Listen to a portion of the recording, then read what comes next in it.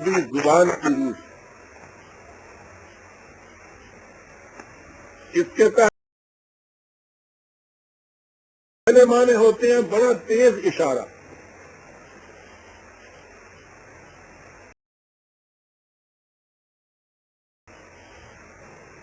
پھر اس کے معنی ہوتے ہیں کتابت یا لکھنا، پھر اس کے معنی ہوتے ہیں حکم دینا،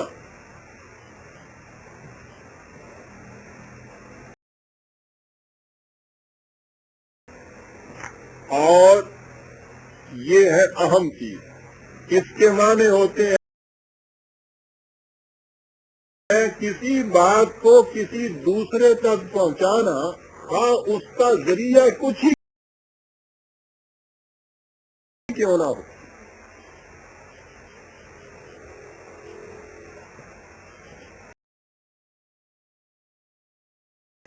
یہ عربی کے مستند لغات جو ہیں ان میں یہ معانی موجود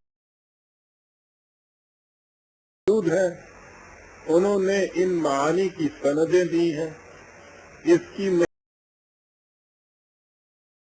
مزید تفصیل آپ نے دیکھنی ہو تو میری لغات القرآن میں دیکھ لیجئے، میں نے ایک ایک معنی کی تمام سندیں دی ہیں مستند کتب لغت۔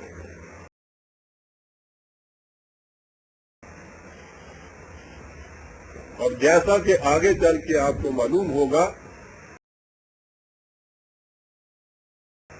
ان بنیادی معانی کا سمجھنا نہایت ضروری ہے ان غلط فہمیوں سے نکلنے کے لیے کہ جو قرآن کریم کے اس مقام یا اس جیسے ایک اور مقام سے خامخواہ پیدا کیے جاتے ہیں۔ یہ بات صاف ہو گئی کہ یہ ہے اس لفظ کے لغوی معنی زبان کے اعتبار،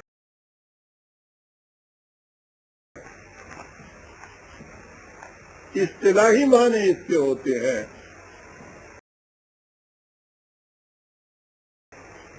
خدا کی طرف سے کسی انسان کو براہ راست حقیقت کا علم ملنا،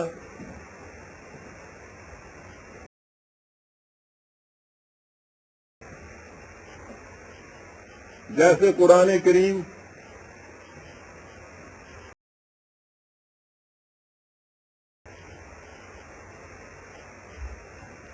جیسا کہ میں نے عرض کیا ہے، یہ وہی وہ ہے جو انبیاء کرام تک محدود تھی اور مخصوص ہوتی ہے ان کے ساتھ۔ تو گویا وحی کے یہ جو اصطلاحی معنی ہیں، خدا کی طرف سے براہ راست علم کا حاصل ہونا، یہ اصطلاحی معنوں میں وحی کا لفظ انبیاء کرام علیہم السلام کے لیے قرآن کریم میں آیا ہے۔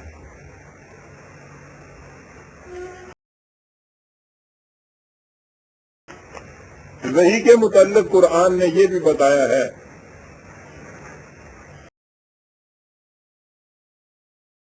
کہ کوئی شخص اسے اپنی محنت، کاوش یا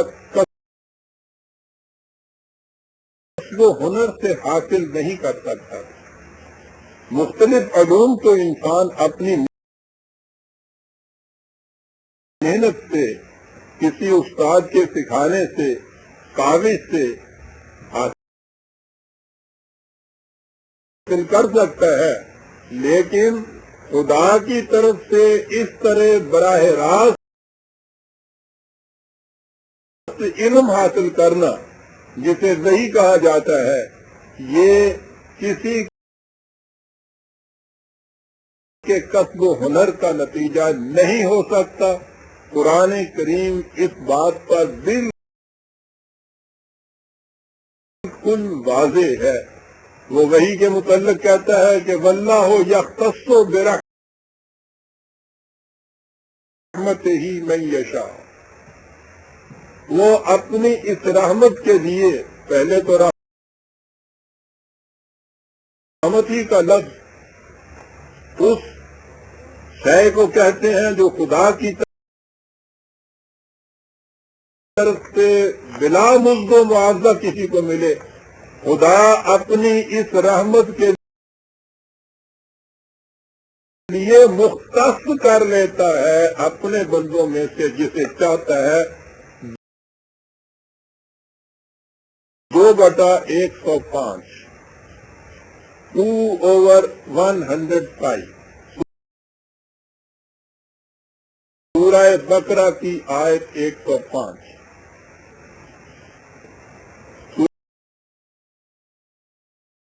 سورہ ابراہیم میں ہے واللہ یمن علی من یشاء من عبادہ. خدا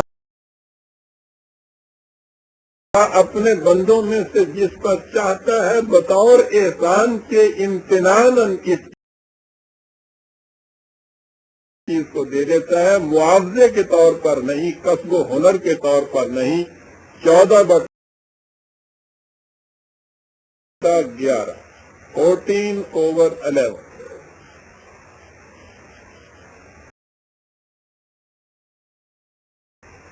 جب حضرت موسیٰ علیہ السلام کو سب سے پہلے وحی دی گئی تو کہا گیا کہ انا اخترتک، میں تجھے چن رہا ہوں، منتخب کر رہا ہوں ایک خاص مقصد کے لیے.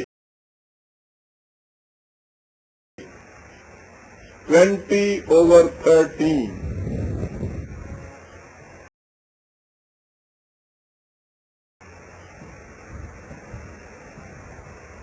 سورہ حج میں ہے کہ اللہ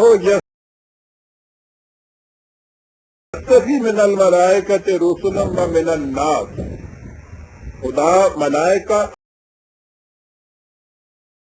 اور انسانوں میں سے یستفی چن لیتا ہے، الگ کر لیتا ہے اس مقصد کے لیے، وحی کے لیے یا رسالت کے لیے جسے وہ چاہتا ہے. 22/75.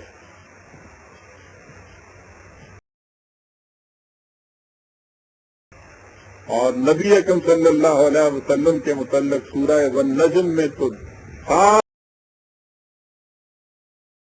بات کہہ دی کہ ما ينطق عن الهوى الا وحی یوحی. یہ اپنے ارادے اور خواہشات کے تابع یہ باتیں نہیں کرتا، یہ تو وہی ہے جو اس کی طرف کی جا رہی.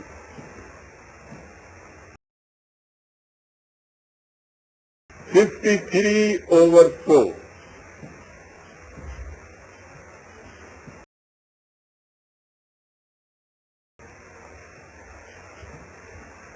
یہ اس قسم کی، اسے وحبی کہتے ہیں عربی زبان میں. محبت ہوتی ہے وہ شے جو خدا کی طرف سے از خود ملے کسی کو، اس میں اس کی اپنی کوشش اور کاوش کا کوئی دخل نہ ہو. وہی وحبی طور پہ جو ملتی ہے تو اس کے متعلق یہی جو آیت اب ہمارے سامنے آئے گی، اس کے اندر یہ لکھا ہوا ہے نبی اکرم صلی اللہ علیہ وسلم کے متعلق کہ ہم نے تمہیں یہ وحی دی، ما کنت تدری مل کتاب و بدل ایمان. تو اس سے پیشتر جانتا ہی نہیں تھا کہ کتاب کسے کہتے ہیں، ایمان کیا ہوتا ہے.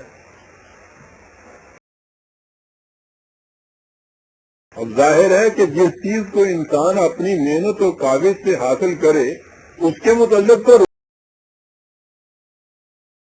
روز اسے علم ہوتا ہے کہ میں کس بات کے لیے محنت کر رہا ہوں، کتنی میں نے محنت کر لی ہے، کتنا میں آگے چلا گیا ہوں، کتنی باقی رہ گئی ہے، کب مجھے یہ چیز مل جائے گی۔